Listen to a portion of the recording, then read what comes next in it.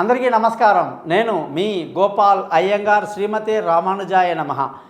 ఈ వారం అంటే 11వ తారీఖు ఆగస్టు నుంచి 17వ తారీఖు ఆగస్టు వరకు 12 రాసులకి అంటే మేషం నుంచి మీనం వరకు వార ఫలాలు ఎలా ఉందో తెలుసుకుంటూ ఈసారి అనేక కొత్త విషయాలు మీకు నేను తెలియజేస్తాను. అంటే మీ రాశి ఏంటి, మీ రాశి యొక్క లక్షణాలు ఏమిటి, ఈ రాశి వాళ్ళు ఏం చేస్తే బాగుంటుంది అనేటువంటి విషయాలని కూడా మనం చాలా చక్కగా మాట్లాడుకుందాం.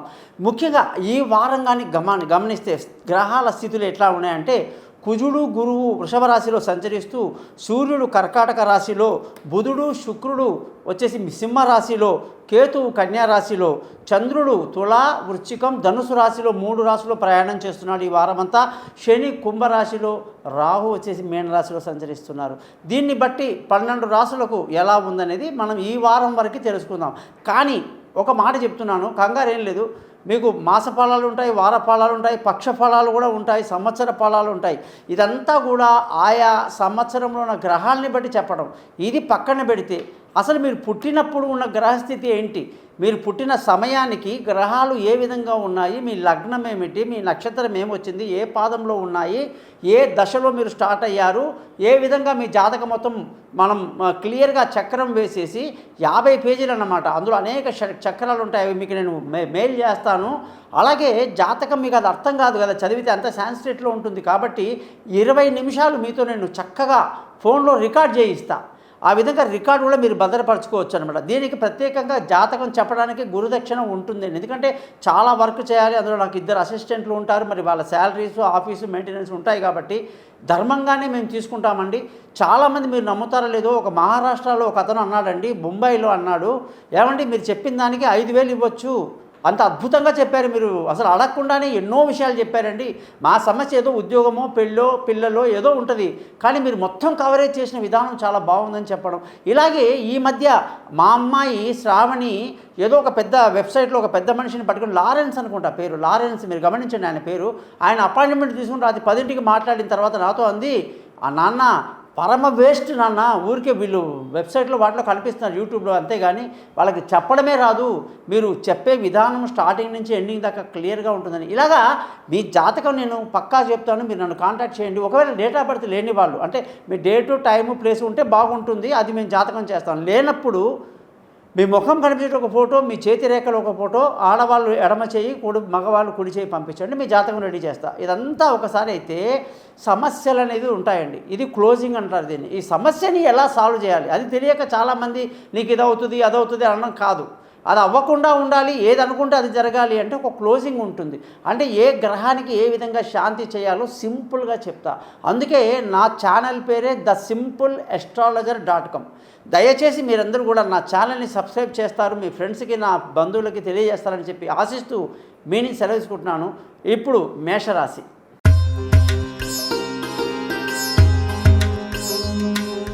మిథున రాశి వాళ్ళందరికీ కూడా 11వ తారీఖు ఆగస్టు నుంచి 17వ తారీఖు ఆగస్టు వరకు ఈ వారఫలం ఎలా ఉందో తెలుసుకుందాం.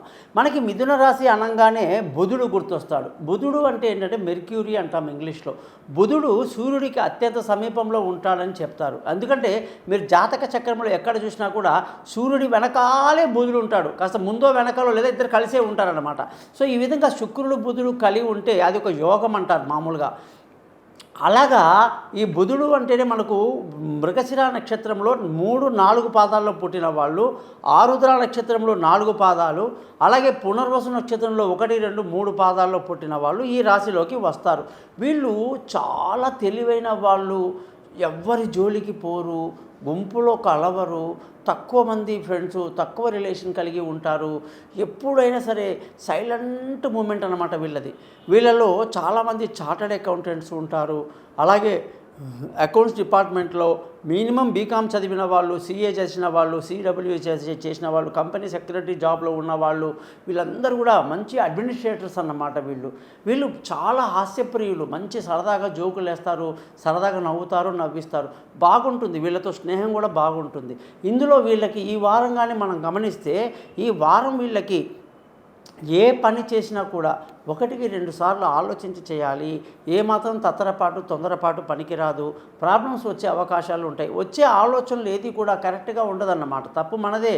కాబట్టి విష్ణు సహస్రనామం చదివి, స్వామి అని ఆయనకు మీరు ఎప్పుడైతే సరెండర్ అవుతారో స్వామి యొక్క అనుగ్రహం వల్ల మంచి ఆలోచనలు వస్తాయి, బాగుంటుంది ఈ వారం. ధనస్థానం చూసుకుంటే బాగుంది, అనుకున్న సమయానికి డబ్బు చేతికి అందుతుంది, కుటుంబంలో సంతోషం ఉంటుంది, పిల్లల చదువులో శ్రద్ధ వహిస్తారన్నమాట. మరి బంధువుల స్నేహితుల సహాయ సహకారాలు ఏమైనా ఉంటాయా అంటే అస్సలు ఉండదు అని చెప్పి వస్తుంది. మరి వాళ్ళ మీద ఎక్కువ డిపెండ్ అయి ఉండి నువ్వు నాకు టైం ఇచ్చావు, నువ్వు అదన్నావు ఇదన్నావు, నువ్వు టైంకి రాలేదు చేయలేదు అనే మాటలు వాళ్ళని అనాల్సిన అవసరం లేదు. కాబట్టి మీరు సొంతంగా మీ శక్తి మీద మీరు డిపెండ్ అవ్వడం మంచిది. విలువైన వస్తువులు కానీ, వాహనాలు కానీ, భూములు కానీ, ఇళ్ళు కానీ, వస్తువులు కానీ కొనాలంటే ఈ వారం అస్సలు బాగా లేదు. మరి ఏం చేయాలి అంటే మీరు మీ జాతకాన్ని ఎవరితోనైనా చూపించుకొని, అయ్యా మా జాతకంలో దశ అంతర్దశ ఎలా ఉంది, ఇది ఇప్పుడు మరి గోచారం అయితే బాగాలేదు కానీ వారఫలం బాగాలేదు, మరి ఇది ఎట్లా కానీ అడిగి చేస్తే ఆ డబ్బులు ఎక్కడికి పోవన్నమాట. తల్లి ఆరోగ్యం పట్ల కూడా మీరు బాగా శ్రద్ధ వహించాల్సి ఉంటుంది. ఇకపోతే మీ పిల్లలు వాళ్ళ చదువులు వాళ్ళు విదేశాలకు వెళ్ళాలంటారు, దూర ప్రయాణాలు చేయాలంటారు, ఏదైనా మంచి మంచి కాలేజీలో అడ్మిషన్ కోసం ప్రయత్నం చేస్తుంటారు. ఇలాంటి వాళ్ళు కూడా దూర ప్రయాణాలు చేయాలన్నా కూడా ఈ వారంలో ఒక్కసారి జాతకం అంతా కూడా చూపించుకొని వెళ్తే మంచిది. ఎందుకంటే అటువంటి పరిస్థితి కూడా సరిగ్గా కనిపించట్లేదు. కొన్ని తెలివి తక్కువ నిర్ణయాలు ఎక్కువ తీసుకునే అవకాశాలు ఈ వారంలో కనిపిస్తుంది. మరి కాబట్టి జాగ్రత్త వహించడం మంచిది. అలాగే మీ యొక్క ఆరోగ్యపరమైన విషయాలు కానీ గమనిస్తే సూపర్ డూపర్ ఆరోగ్యం అన్నమాట. ఎంతటి రోగమైనా సరే ఈ వారం మీకు తగ్గిపోవాలి. మీ ప్రయత్నం చేసే చాలు మీకు మంచి ఐడియాస్ వస్తాయి. చాలామంది ఏ మోకాళ్ళ నొప్పులో, ఏ వెన్ను నొప్పి, ఇంకేదైనా అనేక ఊబకాయం వల్ల కానీ, థైరాయిడ్ ప్రాబ్లం కానీ ఎక్కువ ఉంటాయి. మరి అలాంటి వాళ్ళు ఈ వారం కానీ గట్టిగా ప్రయత్నం చేస్తే మంచి సొల్యూషన్ మీకు వస్తుందన్నమాట.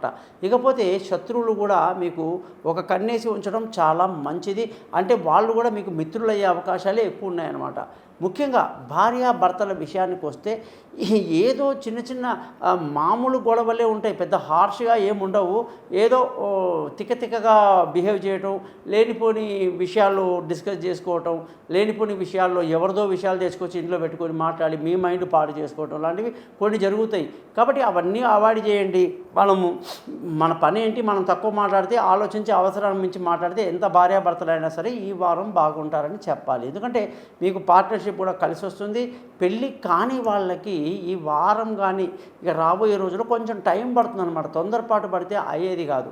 ముఖ్యంగా ఏదైనా సంబంధాలు ఈ టైంలో బాగా కష్టపడి బలవంతంగా మీరు పట్టుకున్నా కూడా వాళ్ళ నుంచి నెగిటివ్ రిప్లై వచ్చే అవకాశాలు ఎక్కువ ఉంటాయి. కాబట్టి కొంచెం భార్యాభర్తలే కాదు, దూరంగా ఉన్నవాళ్ళు కానివచ్చు, పెళ్ళి కాని వాళ్ళు కావచ్చు, ప్రేమికులు కావచ్చు, కొంచెం జాగ్రత్తగా ఈ వారం మెయింటైన్ చేస్తే మంచిది. అదృష్టం అయితే మంచి అద్భుతమైనటువంటి అదృష్టం అన్నమాట. ఈ అదృష్టం ఎలా ఉంది అంటే మీరు మట్టి ముట్టుకున్న బంగారం అవుతుందన్న లెవెల్లో మీకు శని అద్భుతమైన అదృష్టాన్ని ఇస్తున్నాడు.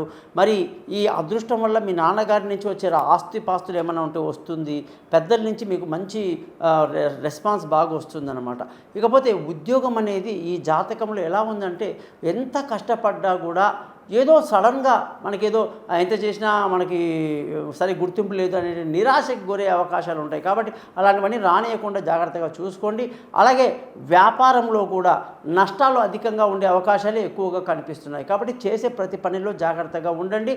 ప్రతిరోజు మీ యొక్క అధిదేవత మహావిష్ణువు కాబట్టి విష్ణు సహస్రనామం చదవండి, అసలు మీకు తిరిగే లేదన్నమాట.